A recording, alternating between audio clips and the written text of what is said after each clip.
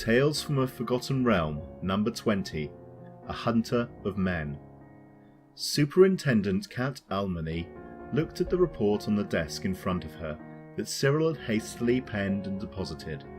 Like the blood of a body found, the ink was not even dry. She looked up across the desk to where Cyril sat, fidgeting with a curl of scarlet hair. "Are you sure?" she asked, her voice even, no emotion. The twiddling finger stopped, and Cyril rocked slightly in her chair. She was an odd duck, this one. "Oh yes, quite sure," she said matter-of-factly. "It's the only reasonable conclusion that explains the differing modus operandi." The superintendent took a sip of her long cold coffee and sighed. "So you're telling me that if I'm to believe what you are bringing to me, and that is a big if, we may be, in fact, looking for not one, but two killers?"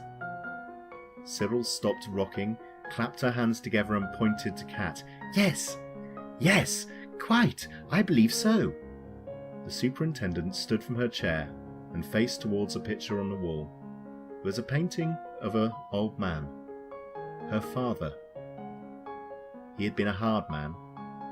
He'd beat her often for the slightest transgression. She didn't put him on her wall out of love. She put him there to remind her where she came from. "What you have just told me is not to leave this room, Cyril." "Ma'am, but—" "Not to leave this room. Understood?" the superintendent interrupted, turning to fix Cyril with a telling glare. Cyril wilted into the chair and nodded her head. "Understood." Almany nodded and sat back down at the desk. "As you are no doubt aware, I am putting together a team to investigate this issue." Cyril perked up and nodded. "I want you to be on that team, Cyril, but I won't lie to you. The higher-ups are wanting a quick win here. They want someone to pay for this murder. They want the Shadow Killer," she emphasized the singular, "brought to justice. Am I making myself clear?" Cyril hesitated slightly, and then nodded.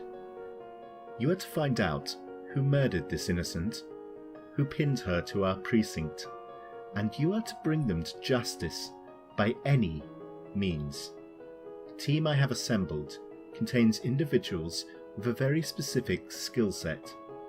They are a team made for investigation and, above all, hunting killers. Some you may not like. I do not require you to like them. I require you to work with them. I have brought in someone external to lead this team, Cyril. You are to aid and advise them to the best of your ability.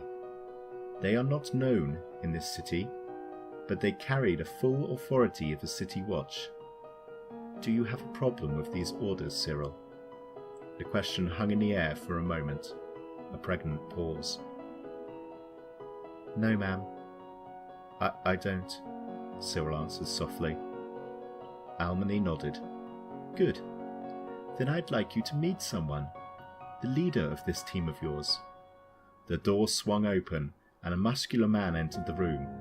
His hair stuck out at all angles from his head in a red mess, his face dark and brooding, with a pair of eyes that spoke of a sad wisdom that usually only came with a much older age than this man displayed. This was a man, Cyril judged, that had seen hell and had walked away.